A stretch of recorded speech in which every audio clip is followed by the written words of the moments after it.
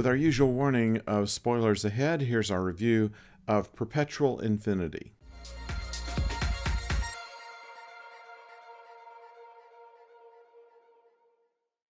Hello out there, I'm the oldest nerd, and we continue on after the end of the Red Angel episode where Burnham thinks that she's seen a vision of her mother as she is in a near-death experience, or perhaps she's already died and has been brought back.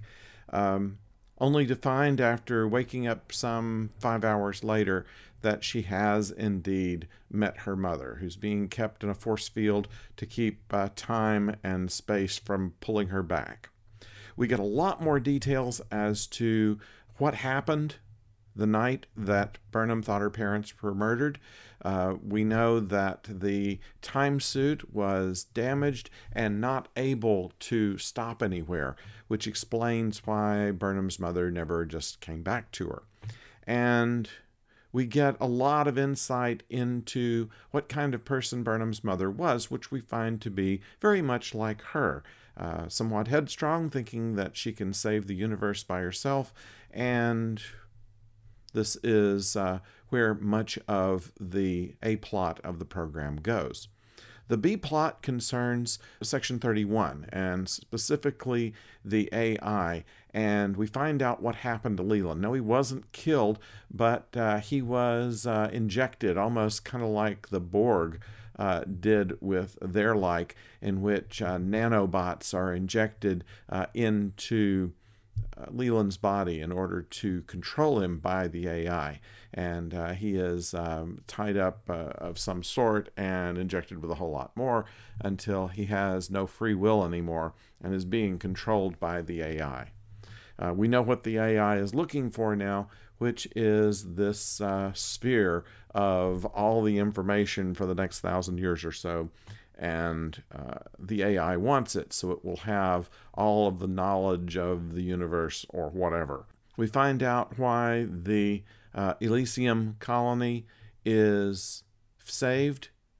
We find out what happened to Burnham and why Spock was the person that was approached. What made him different than everyone else was the question he was asking himself, and we've answered that question. He was not the only half-human Vulcan out there, as we've already established in previous shows, but perhaps he was the only half-human Vulcan with dyslexia. Something Spock tried to hide, something even Michael did not know about.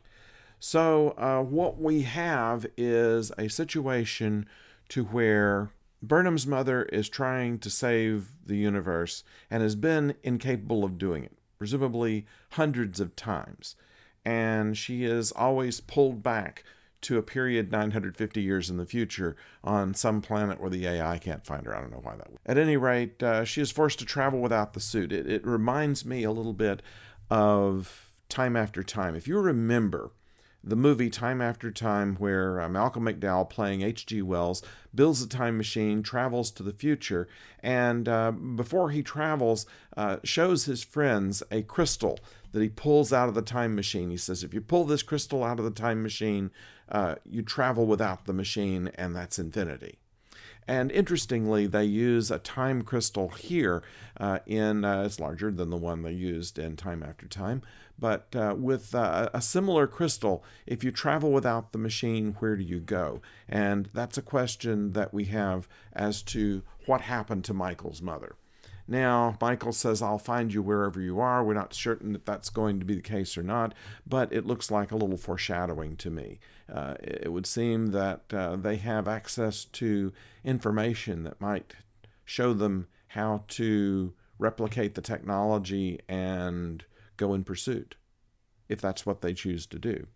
But by the end of the episode, what we see is Spock and Burnham teaming up together, and having decided that now we know what Spock's purpose is, Spock's mind is aligned properly, he knows that it's up to him and Burnham to combine their talents, one of logic, of able to see the universe differently, and the passion that Michael has. And between the two of them, they can determine that they can write history, not have it predetermined, as Michael's mom had said earlier in the episode.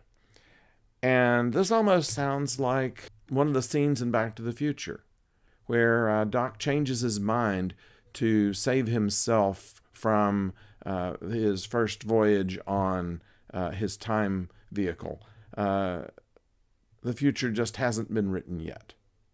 And that's where we end this episode. There's a Darth Vader type getaway of Leland. Just as you destroy everything around him, he somehow manages to get back to his ship and get away.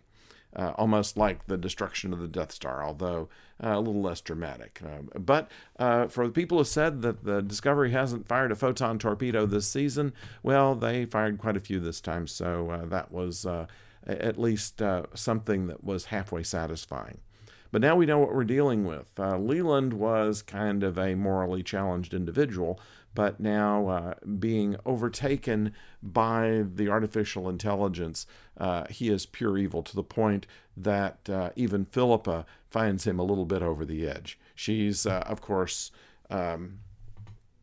certainly wanting the universe that she lives in to continue, and the bond between her and Michael is explained a little bit more. We find that if you saw the Trek feature that from last week with the interview with Sneaker Martin Green, she talked about the relationship between Philippa and Michael.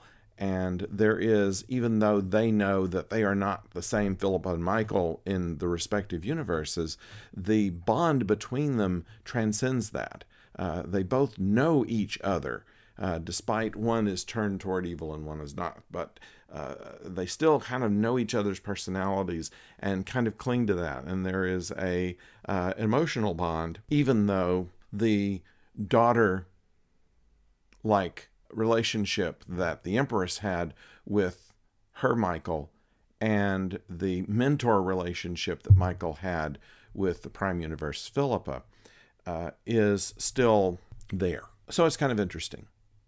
There was one, among good lines, I particularly liked Spock helping to solve a problem in a way to save Burnham's mom while protecting the data from the sphere.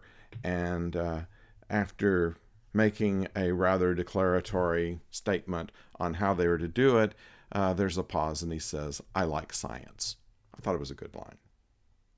So I want to know what you think. What is your take on the direction that Leland is taking, the revelation that we have from the records that Burnham's mom left, the relationship between Burnham and Spock, and anything else that comes to mind? Let me know in the comments. In the meantime, don't forget to subscribe. Don't forget to ring the bell so you'll know when the next video comes your way. And until next time, don't go far.